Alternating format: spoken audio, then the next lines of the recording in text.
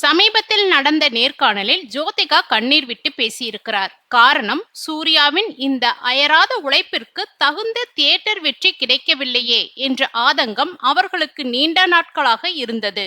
வணிக ரீதியாக சூர்யா எப்போதுமே வெற்றிகரமான நடிகர்தான். ஓடிடி மற்றும் சேட்டலைட் உரிமங்களை நிறுவனங்கள் போட்டி போட்டுக்கொண்டு வாங்குவார்கள். அதிலிருந்து வரும் தொகையை அவர் அகரம் ஃபவுண்டேஷனுக்கும் நன்கொடையாக வழங்கிவிடுகிறார். ஒரு பக்கம் உணர்ச்சி வசப்பட்டு கண்கலங்கிய ஜோதிகா, இன்னொரு பக்கம் வசூல் வேட்டையில் புயல் கிளப்ப தயாராகும் சூர்யா, திரையுலகில் தற்போது அதிகம் பேசப்படும் ஜோடியாக மீண்டும் உருவெடுத்துள்ளனர் சூர்யா ஜோதிகா தம்பதியினர். கங்குவா படம் வெளியீட்டு நேரத்தில் சூர்யா இணையதளங்களில் மிக கடுமையாக விமர்சிக்கப்பட்டார். நடிகை ஜோதிகா கூட ஒரு பேட்டியில் அதற்கு பதிலடி கொடுத்திருந்தார். இப்போது கருப்பு படம் மாஸ் வெற்றியை பெற்றுள்ளதால் ஜோதிகாவும் அவரது ஒட்டுமொத்த குடும்பத்தினரும் அளவற்ற மகிழ்ச்சியில் இருக்கிறார்கள்.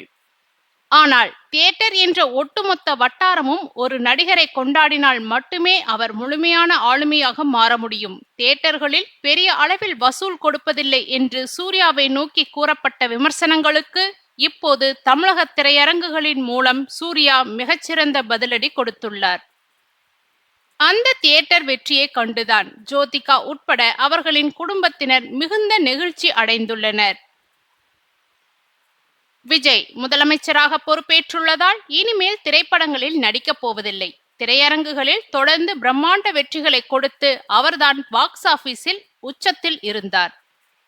இப்போது அந்த இடம் முற்றிலும் காலியாக உள்ளது. சூர்யா அவர்களுக்கு அந்த இடத்திற்கு வருவதற்கான அனைத்து தகுதிகளும் திறமைகளும் முழுமையாக உண்டு.